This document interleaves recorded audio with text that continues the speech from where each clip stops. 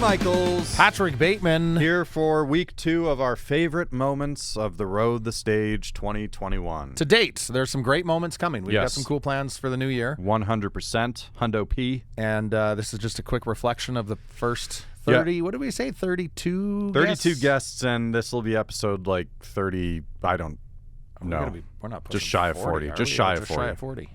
Anyways, we decided to take a look, and you can look back at the first half of our favorite moments of the Road the Stage 2021 from last week's episode. But There's so many more moments. Oh yeah, for but sure. I think like when we kind of decided to do this, I think like I said to you, I just went back and just looked at the picture of the guest and tried to think of the first story that came to mind from that particular episode. Memorable memories. Pretty memorable, one might say. So yeah, we're going through these. We usually end our interviews feeling pretty good about the time spent with these artists. That might sound like a brag, but it is something that we concern ourselves with. And it seems like I'm fairly confident to say the artists have enjoyed themselves as well. Like I think for the most part, everybody's how many interviews have we done where that's it? Like nobody's been chomping at the bit to get the hell off of a Zoom call or get out of the studio. No, not without a third party involved. Right. yeah, that's true. 5 minutes. Your time was up. I don't think we've ended an interview, and this definitely happened in radio, but I don't think we've ended an interview on the Road the Stage thinking like, all right, well, on to the next one. Yeah. That's not unfair to say, right? Not even a little. All right. Anyway, so we're pretty happy with the level of, I don't know how to explain. We're pretty happy with the product and the end of the conversations. We feel that we didn't waste their time. 100%. Which is very important. Yes. And honestly, we'll get through some of these interviews where like, did we even talk about music? Yes. Or did we even talk about the road or the stage? Yes. Just because you get into some other topics and things just get going where they're going. And it's just nice to get to know these people on a little different level. Yeah, we can't force our guests to be interested in what we want to know about all the time, right? And things can get very, very silly sometimes. So if you had to pick the episode that probably drew the most laughs, where I think we did get a snort in that. Yes, we did. There was a snort laugh in. No, it's the Elwins for sure. 100%. Which is episode 14. And why don't we just listen to when things went a little off the rails with the Elwins? A little. Good morning, Red Deer. Some past Red Deer touring experiences. You guys have done a lot of great shows at Bose, but it was 2015. And I forget who you were playing with that night, but you guys actually didn't end up being able to make it to Red Deer. You guys got stuck, I think, somewhere in BC. Do you guys remember that? I think it was 2015. Oh, my God. You guys, yeah. Which is amazing because, I mean, the winter months are the touring months, which is crazy that's when we decide that you're going to drive all across this country. And especially going through that Rogers Pass through BC in October, November, December can be pretty sketchy. But what do you remember about that? It was road closures that stopped you guys from coming. That was actually the craziest day because what was supposed to happen was we were supposed to play the show in Red Deer, then go to Calgary right afterwards, sleep in a hotel, and then fly back to Toronto the next morning at like 7 a.m. Wow. Because we're playing a corporate event in Hamilton. And what ended up happening was we were driving through the mountains, and I can't remember where it was, but there was an accident. And it was like Golden or something like that, one of those smaller towns in the middle of the mountains. And we got stuck there. And we were stuck there for hours and hours and hours. We had so much extra time that day to make the show. And we were stuck there for hours and hours and hours. And then finally it was like nighttime. And they were like, okay, people are actually leaving. The roads are open again. But the traffic was so backed up that it was like just bumper to bumper right away. Nobody was moving. And it was like that for the whole night. We drove through the entire night. There was a crazy snowstorm. The ice was insane. We drove all night. We got to Calgary with just enough time to rip out of the van and go straight through security and get on the plane, and then it left. Oh, wow. Yeah. That night was absolutely bonkers. And then our tour manager took the van and stayed in Calgary that night and waited for us to come back. And then I remember we partied in Hamilton too and didn't sleep, and it was like 3 days of not sleeping too. And also the accident was like an 18-wheeler that had drugs in it. That accident, and then the police were investigating something. Yeah. You guys didn't stop. When we got to Toronto, glasses. When we got to Toronto, we got picked up in a SUV limo, and they were driving us to Hamilton, and we were so excited that we had made it. Yeah. That Frankie had undone the window and was like filming himself with his head out the window, and then his glasses fell off on the highway. We should really repost that. Yeah, I should find the video. You have literally like so this, sad. And then his glasses fall off, and he goes, "Oh no!" And then the only other glasses I had were my prescription sunglasses. So I had to play the Hamilton show just like Roy Orbison. Roy Orbison did. Dark stage, sunglasses. Oh man, that's and you actually have video of the glasses falling off your face. Like you have the video, or did you post it somewhere? Can we go and find this? It should be on our Instagram. Okay. I'll try to dig it up and send it to you guys. Yeah, that's incredible. Because I did. Our producer Ryan, I think, is looking for it right now. It was, and the only reason I know this date is because I did look it up last night. I think it was like November of 2015, Ryan. And you guys also, because I did find the post that you guys made about it that day, and you guys also got a guitar deal. I think that same day, there was a guitar company that you guys had hooked up with or something. Or yes, Matthew's nodding. I think maybe it was familiar. Yeah. It was with Gillard. Oh, Gillard. From Hamilton. He's amazing. Those 2 days were stacked. Yeah, it was a busy couple of days. Yeah, you found the silver lining in that day for sure. I remember. So I guess we're owed a show is what I'm getting at here. Yeah, you are. Absolutely owed. You're owed a radio tour? We were honestly so sad that we missed that show. Do you remember who that was? Who were you touring with? You guys were, I think, were you guys opening, or was that a headline tour? That might have been a headline if it was like 20. Yeah, it might have been the Play for Keeps tour. But we were supposed to play with that band again, with the guy. He lives in Toronto now. Oh yeah, the really cute brothers. Oh yes. Oh yeah. Oh shoot, that's right. Escaping me. Yeah, their name had something to do with like upholstery or something like that. Yeah, that narrows it down for sure.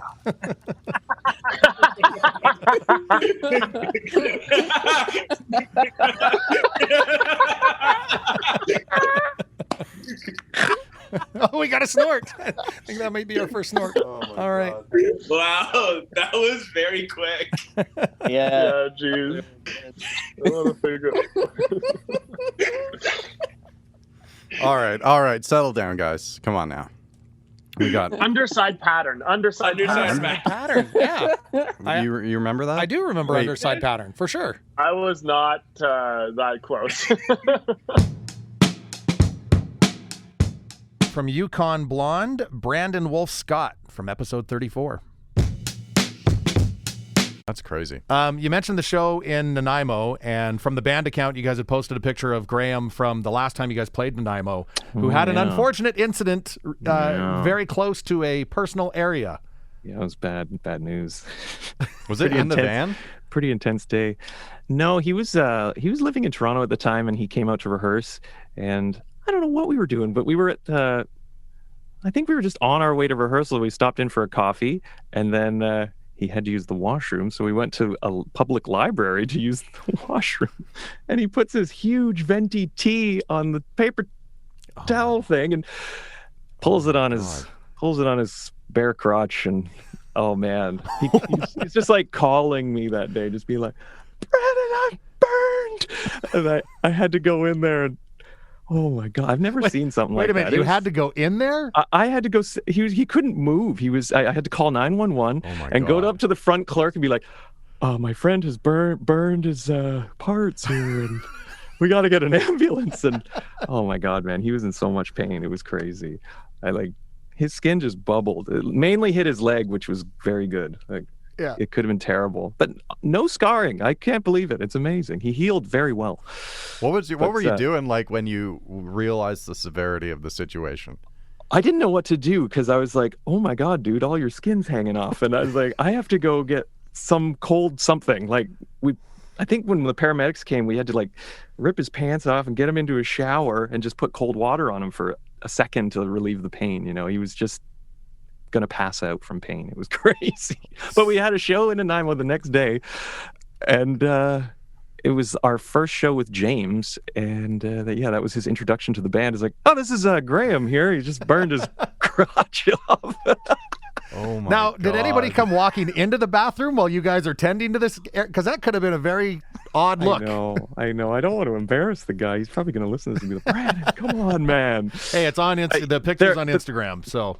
There was a guy in the next stall, and he was just like, Brandon, I burned myself. I'm done. He was just kind of like, oh my God. Yeah, it was a good time. Holy shit, man. Oh, and then so he did end up. That picture is from hospital, right? He was that? Yeah, we had to rush him to the hospital and get him on laughing gas immediately, and he was a hoot after that for a bit. Oh my God, that sounds so painful. And then played the show the next day. Yeah, I spent the day in hospital and kind of bandaged him up, and he was staying on my couch that weekend, and yeah, it was intense. But we bandaged him up, and he just had to. He was wearing my girlfriend's shorts there because he couldn't put pants on. It was tough, but we got through the show. It was a great show. Yeah, that's it's a long way to the top, dude. as they say. If you wanna rock and roll. Few warnings in that story for sure, for not just other bands, but the average person. Zach Gray from the Zolas, episode 8. Have you checked out the Young DiCaprio video yet? So it's very cool. To those who may have spent some time in Vancouver, I think there's some familiar landscapes. Not really. No? Oh yes, there is. Yeah, the bridge. There's the Lionsgate Bridge is in it. Yeah, that's it though. I think the rest is just sort of nondescript streets and interiors. But we wanted to just the goal was to just sort of make it feel like the Romeo and Juliet video mixed with this incredible Hong Kong director from the 90s called Wong Kar-wai. Mm-hmm. He's actually not, he started in the 90s, but he's still doing it today. But his 90s movies are like the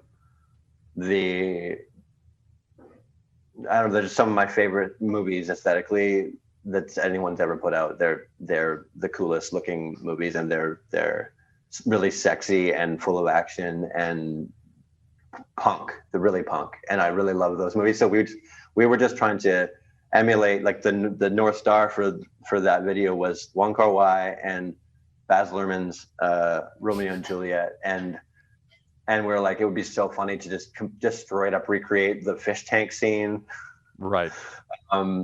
And so we recreated the fish tank scene, and then took it a little bit further. And yeah, it was a really, really fun video to make, and it's probably the most successful video we've had from the standpoint of having an idea and executing it exactly how we wanted to.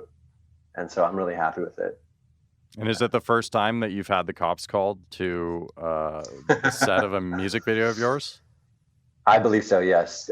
Cops do get early on when you're doing everything illegally. Cops do come, but the cops, they might roll up and then leave you alone. But in this case, the cops were called, and there was a bit of an incident.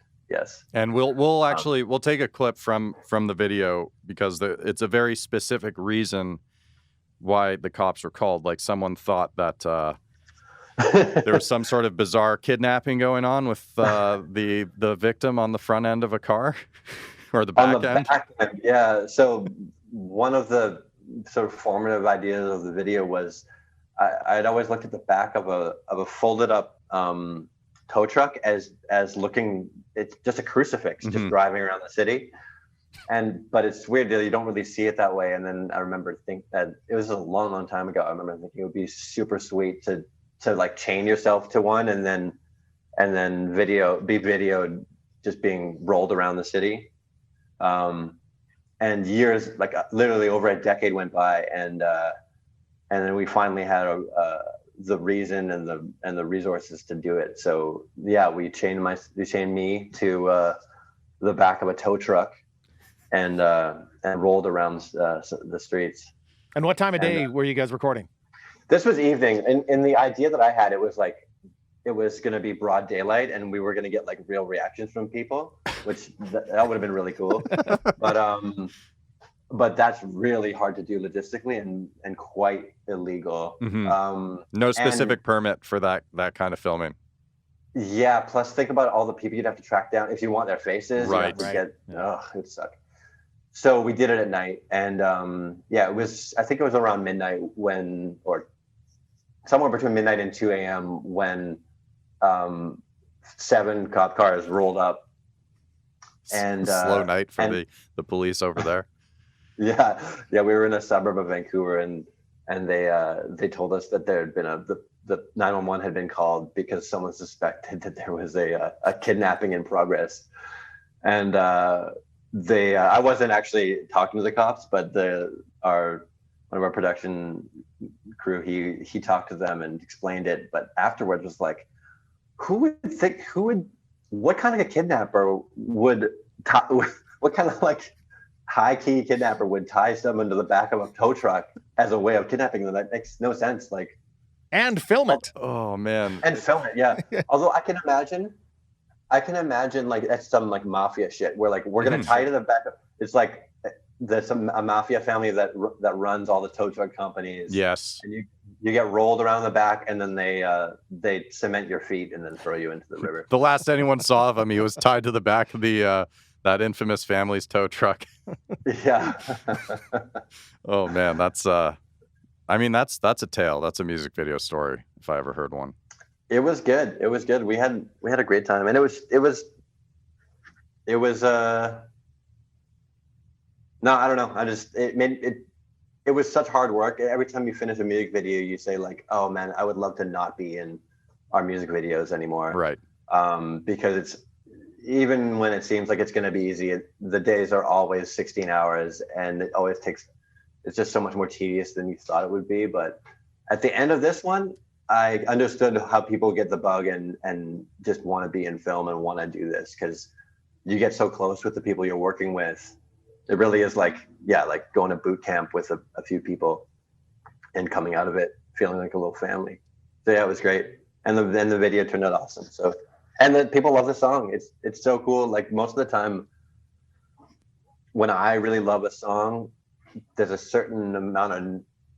part of me that's a bit nervous, because I know for a fact that me loving a song means nothing about like how well it'll go off or how people will react to it. So you can't get too precious, because you have no control over what will resonate. But the song, like I loved it, and people seem to agree.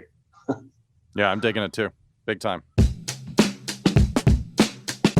So Pete, like you were saying before, we don't always talk about the road, the stage, which I kind of had a feeling was going to be the case when we were starting to figure the podcast out. Right. Was that, and we knew this, we couldn't limit ourselves to a specific topic, because it's just not always going to work out that way. Only so far you can go with it, and some people just don't have the stories to go along with. Sure. Absolutely. But that being said, we've been pretty fortunate to have these charismatic storytellers join us on the road, the stage.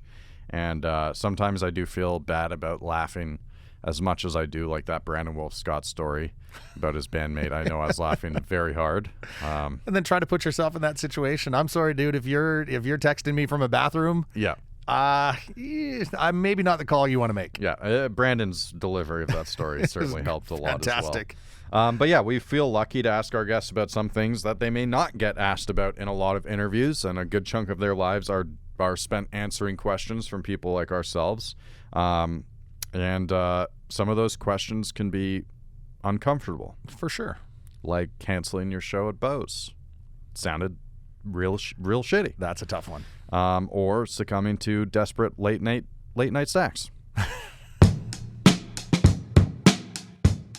What was I think you had just had an Insta story on it, like within the last week or so, but you were like, do you just try concoctions from time to time? It was a fish sandwich or something that you'd. Oh man, that was the worst sandwich I ever made in my whole life.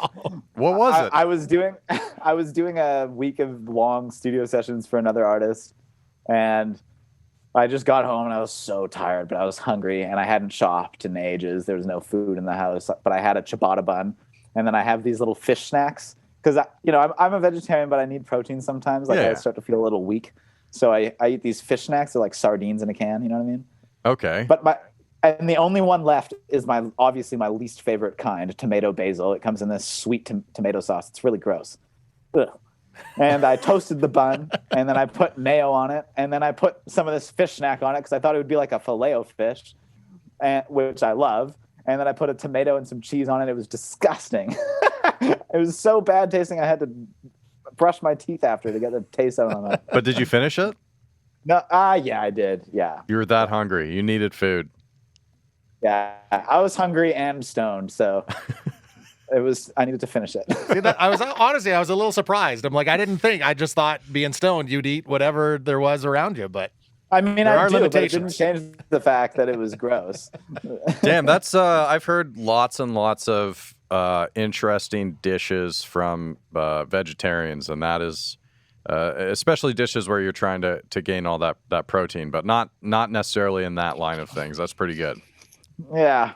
I've become a lot more loose. I don't know why, if we want to talk about eating, but I've become more loose with my vegetarianism because sometimes I just need some nutrients, and also like my family hunts and my friends hunts and stuff, and so I've become a little more loose with it. You're not militant about it. Okay. All right.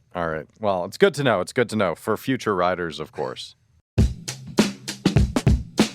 That was Boy Golden from episode 29, and now Mitch DeRosier from Born Ruffians, episode 31. Well, Brennan from Bose made note that this has been a long time coming. Yes, and very long. Pete found a listing, like a billing with you guys at Bose. September of 2016, there's a listing of Tokyo Police Club, Born Ruffians, and the Elwins. But Brennan made it seem like you guys didn't end up making that show. Did the Elwins kick you off the tour? They would never, and they know better. No, what happened was, and I'm glad you brought this up because I wanted to bring it up too. We rolled into town, and Luke was as sick as I've ever seen him, and he's ever been on tour. We've only ever had to cancel, I think, one show before that in our however many years. At that point, it would have been about 10, 11 years of touring.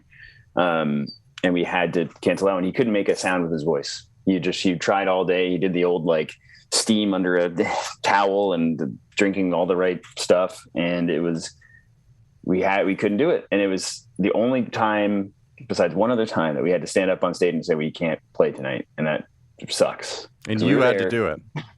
I think Steve and I both got up there and said something. That's brutal. Yeah. Because it is like, we had never actually played in Red Deer before.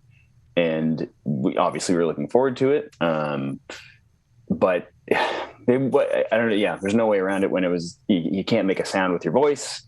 So even the next show after that on tour, Luke's voice was somewhat back, but not enough that he felt confident to do the whole thing. So we asked Frankie, and maybe is it just Frankie or Ferd and Frankie from the Elwins, to help us sing some songs at the next show. So we practiced with Frankie in our van before the show, and he came up and did a song or two. We did kind of like a shorter set the next night where Luke could half sing, but the night in Red Deer, he couldn't sing at all. So we have owed this show to Red Deer and Bose for 5, and it'll be almost 6 years. Wow. So still no Red Deer show. That's Isn't crazy. that crazy? Insane. That's it's so crazy. insane. We're one of those a-hole bands that would just do Calgary and Edmonton every time. And everybody in Red Deer is just like, thanks a lot. I guess I got to pick one. Let me guess, you'd stop here for our donuts and then just keep barreling on. They tried to pass as a band with a different singer just for the Alberta dates in 2016. Wow. Yeah. That's so. Can you do you remember the moment you went on stage with Steve to break the news? A little bit. It's one of those weird ones where I half remember really what we're saying. So we're too it's a huge bummer to have to do that. Like, yeah, of course. It's worse than when you go play a show, but you get rained out or something. If it's an outdoor show, Mm-hmm. it's so frustrating because you have the whole day of build up where you're getting ready to play. Maybe you're doing sound check. You're getting ready before the show. You have all your stuff there, and then you don't get to finish the job and do the show, and which is the most fun part of the whole thing. Like someone recently said to me, and I'm sure this is like a pretty common phrase, but it's like everybody thinks you get paid to play the show, but you don't. You get paid for all the stuff around it, like the load in, the load out, the drive to the show. The show is free. Yeah, and we didn't get to do that part, so it leaves you with this awful feeling. So I was kind of in a daze, just like, oh, and we said, I don't remember what we said. Probably just like, sorry, Luke's sick, and we have to go away now. Bye. But what did happen was during Tokyo Police Club's encore, Steve and I hopped up there, and I think the Tokyo guys learned Little Garçon. We played that with them. So it's cool to do something. But we are going to do an actual real show June 21st.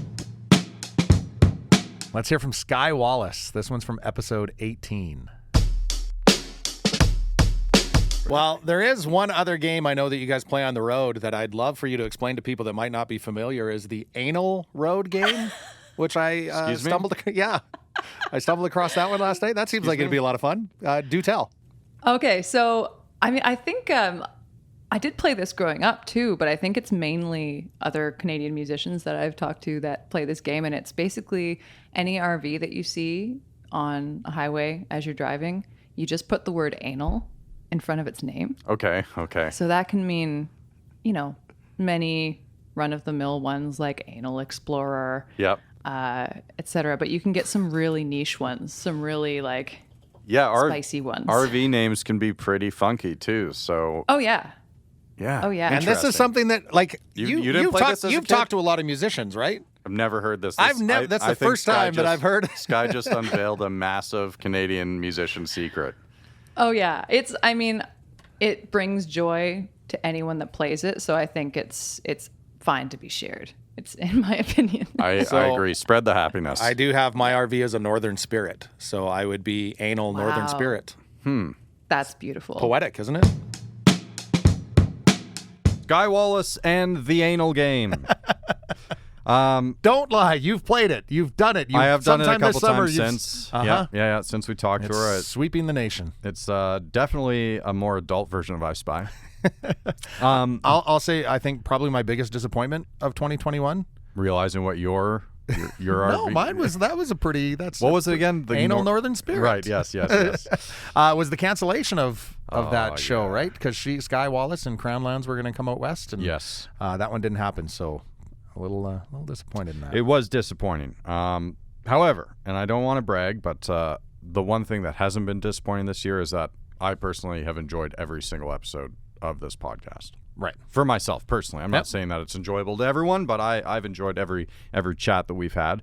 And sometimes we get a guest that their storytelling skills are like fucking unbelievable. Out of this world. When we had Gordy Johnson on, we actually mentioned it during the interview, I think, that he should probably just have his own podcast, or 1,000%. At the very least start logging some of these stories. Yes, if that book has got to come out at some point. Yes, and there has to be an audiobook version too. Because I think you've had interactions with Gordy, obviously long before these. Once or twice, but not really, not to the extent that you have. Yeah, I've been pretty fortunate to have Gordy in and out for different radio interviews and things here and there, and it's like different stories every single time, and you're just like hooked.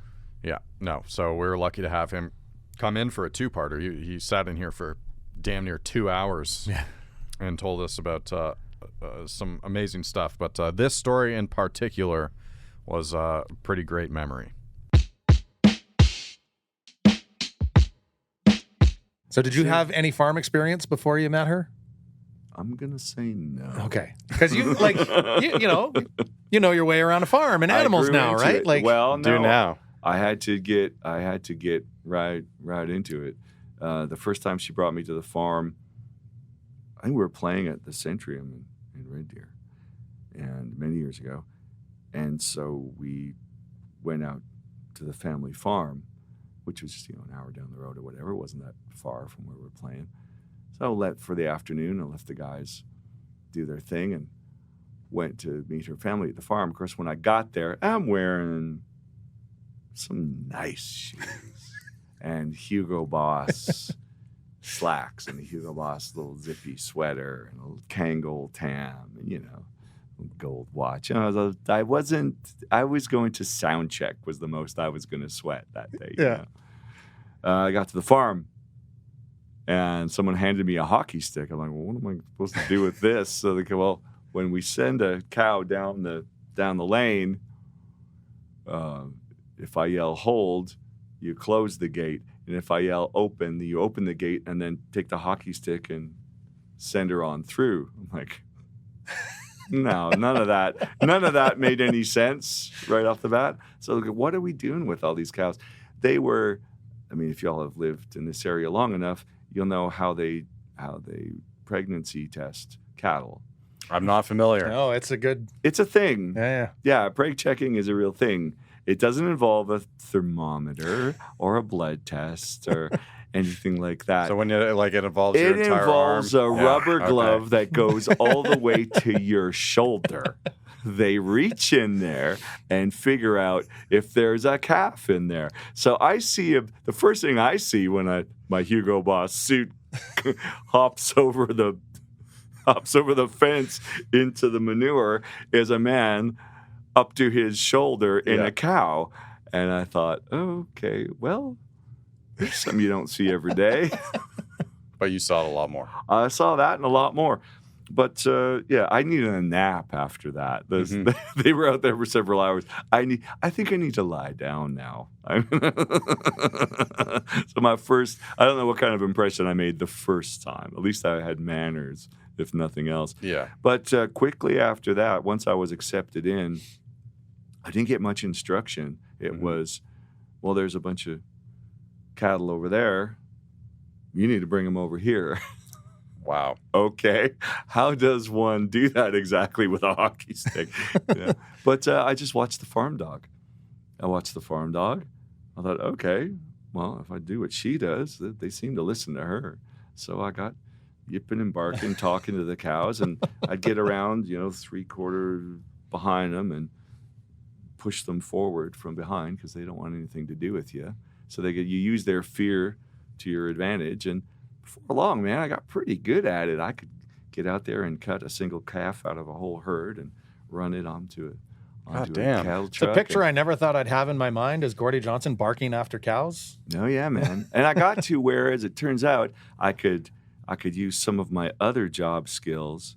I stood on the hood of the truck and started singing one day just to hear my voice echoing off the hills, out Alberta hill country. I just hear my voice echo off the hills, and then I saw all these white heads on the horizon, and then they started kind of sauntering closer down the hill across the valley. Then they started into a breakneck run right for the fence where I was, and before I knew it, I had about 300 cattle pressed against the fence with their heads doing that.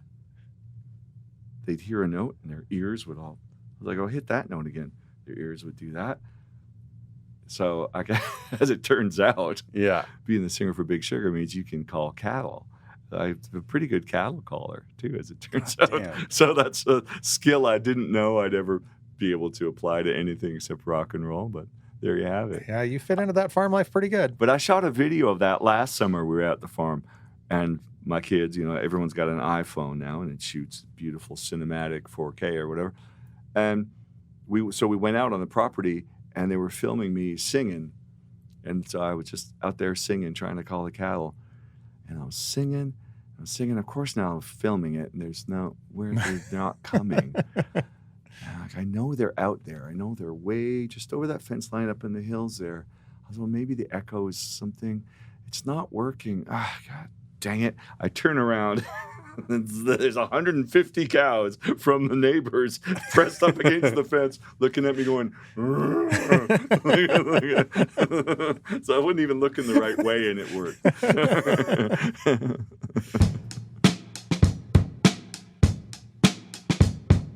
That was Gordie Johnson from Big Sugar, both episodes 19 and 20, and now Crownlands, episode 15. So you just released the third part of a trilogy. Talk to us about that, because this has been happening for I feel like you've been working on this for a couple of years, right? Yeah.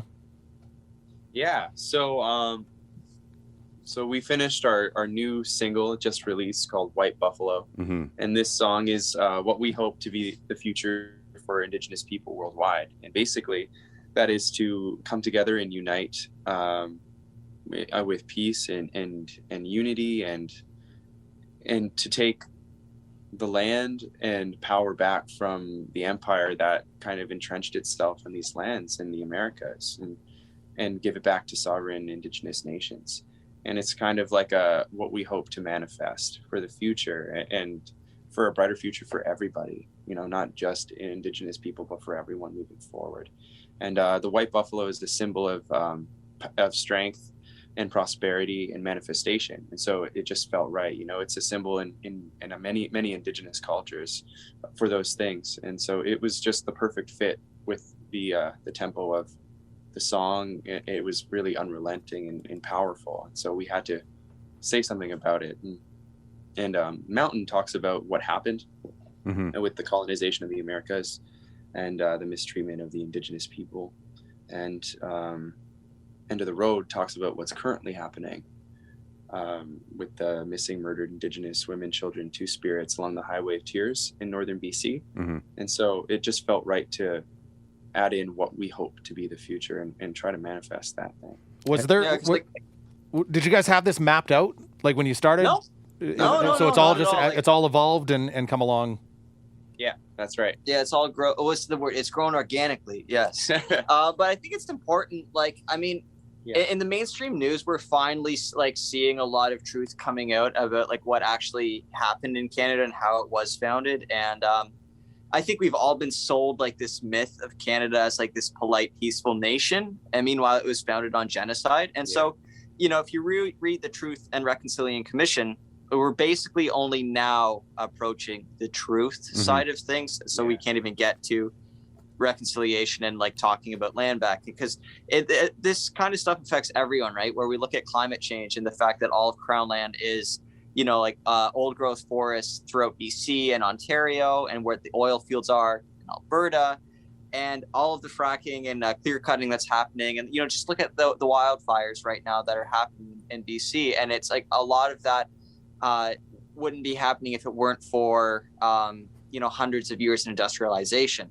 And there's a lot of wisdom that Indigenous people have that should be being shared right now, that we can all come together and work on that. And the way to how that is to treat Indigenous land as sovereign land, because a lot of these people haven't signed treaties with Canada. Most of them haven't, especially out in BC. And so it's important to if you honor those and you don't, invade sovereign nations and cut down trees and build pipelines, maybe we wouldn't be as far down the shitter as we are right now. Yeah, to decolonize our society a little bit, to allow, the sacred Indigenous cultural ways to kind of pervade in the environmental sphere alone would do so much for our planet. And I think decolonization as a concept will benefit all of humanity moving forward, especially as our world is getting, even more, even hotter every year. So, when I first heard End of the Road, and specifically when you guys talked about it a couple years ago at the station, I remember that wasn't a conversation or a topic that many people were discussing, if any at all, really. Yeah. And it's interesting because there's a quote from years ago, I guess it would have been 2016 or 2017, but that huge, that riot in Charlottesville, I think it was. There's a young woman there who had made a tweet, and her quote was something along the lines of, "If you're not angry, you're not paying attention." Yeah. And then she was, killed by some neo-Nazi in a Dodge Charger or whatever it was. But I feel, and I'm curious to know if you guys are feeling any more optimistic. It seems like a lot more people are paying attention, which I would hope leads to more people being angry about these things. Yeah. Well, it feels like people are just now starting to actually listen to what Indigenous people have known about for a long time. So it's cool. It feels like we're on a turning point and there is something happening. And, I'm cautiously optimistic because, it's easy to wrap wrap yourself up in optimism and pretend it's going to be okay. But it's good to keep an eye out and see where things are going well and seeing where things can be, you know, improved a little bit more. Yeah, because I mean, social media is a bit of an echo chamber, and like you just see what you want to see, and like, you know, you click like on the things that you want to see, and you'll see more of it.